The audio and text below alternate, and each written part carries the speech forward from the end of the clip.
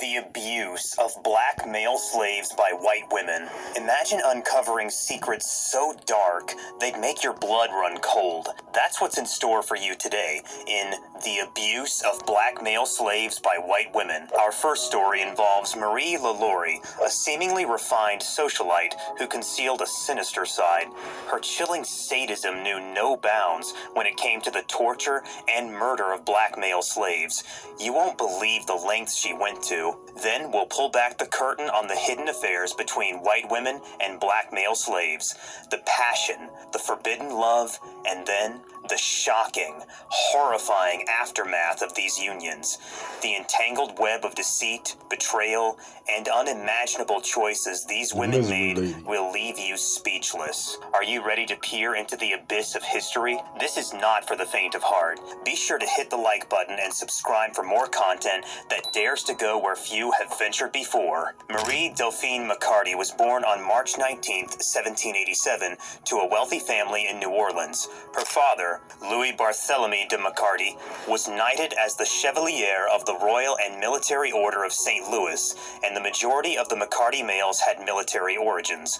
By 1794, her family had a 1,344-acre estate between Bartholomew and Independence, near to the famously affluent Count Pierre-Philippe Mandeville de Marigny. One may safely presume she had a wonderful life. During the era of slavery in the United States, there were indeed wealthy families who inherited enslaved individuals. Slavery was a deeply ingrained institution in many southern states from the 17th to the 19th centuries, and it was legally recognized and supported by the government. As a result, slave ownership became a significant aspect of the economy and society in the antebellum South. Wealthy families who inherited slaves often acquired them through inheritance from previous generations or through marriage into other wealthy families. The enslaved individuals were considered property and were passed down as part of a family's wealth from one generation to the next. These families saw slave ownership as a means to maintain their economic status, as enslaved people were utilized for labor-intensive tasks on plantations or in households. Madame Delphine LaLaurie transformed her New Orleans mansion into a chamber of unimaginable horrors during the early 1830s. Behind the facade of a respected member of society, she subjected her enslaved workers to unspeakable acts of torture and murder. When a fire broke out in 1834, neighbors discovered the appalling truth about the mansion.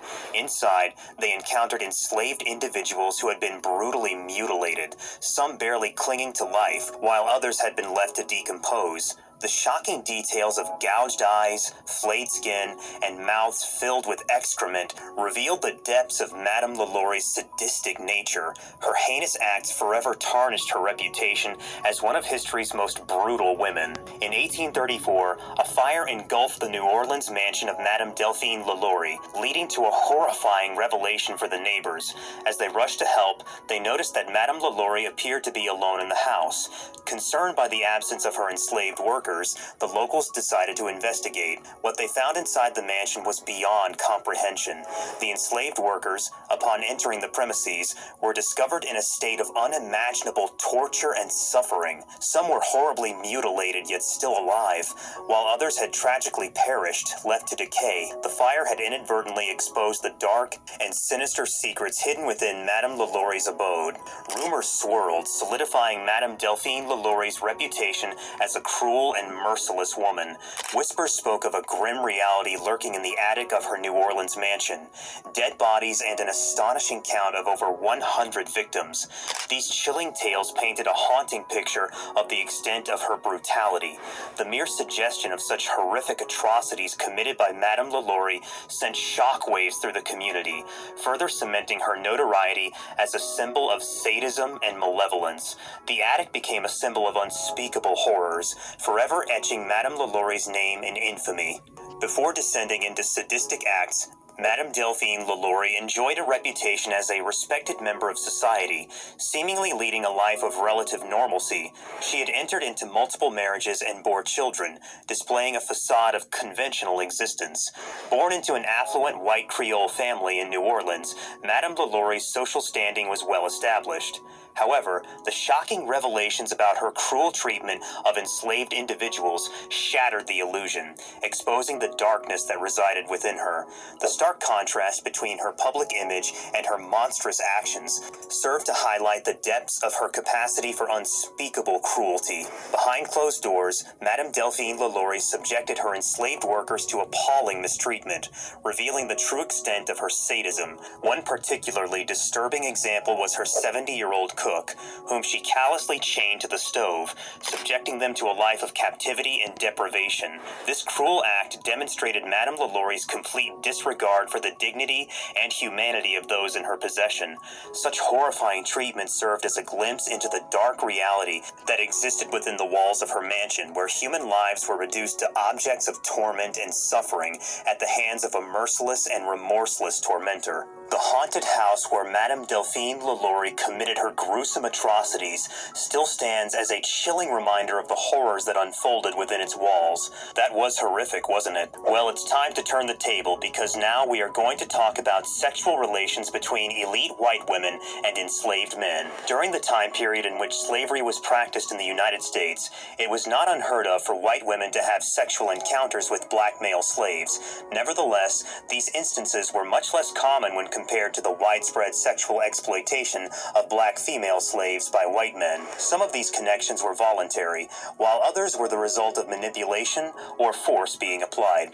As a result of racism and rigid racial hierarchies, such partnerships were subject to severe punishment under the laws and customs of society at that era. When such relationships did take place, it was common practice to conceal them due to the possibility of being socially shunned, as well as facing legal repercussions. Causes for the entanglements in love. There is likely more than one reason why some white women had relationships with African male slaves. These reasons can range from simple to complex. The following are some of the reasons that could have played a role. Connections on an emotional level. Some white women may have formed true fondness and emotional relationships with black slaves, particularly those they were in close contact with, such as house servants. This could have occurred because of the close proximity between the two groups. Engaging in a romantic connection with a black slave during this time period may have been interpreted as an act of defiance toward the rigid cultural rules and restrictions that were put on women. Sexual attraction is a potent force, and it's probable that it had a role in the development of some of the relationships that have been established. Covering up pregnancies. In the case of pregnancies resulting from these relationships, extreme measures were sometimes taken to hide the pregnancy and birth due to the severe social stigma and legal repercussions. Here are some examples of what might have occurred. Abandonment or infanticide. In some cases, the newborns were abandoned or even killed to hide the evidence of the relationship. Secret adoptions. Babies could be given away secretly to other families or individuals to be raised as their own. Passing as white. If the child could pass as white, they might be kept and raised as part of the white family, with the parentage kept a secret. So, what do you guys think? We eagerly want to know about your point of view. Do let us know in the comments below. Subscribe if you want to watch more videos like this.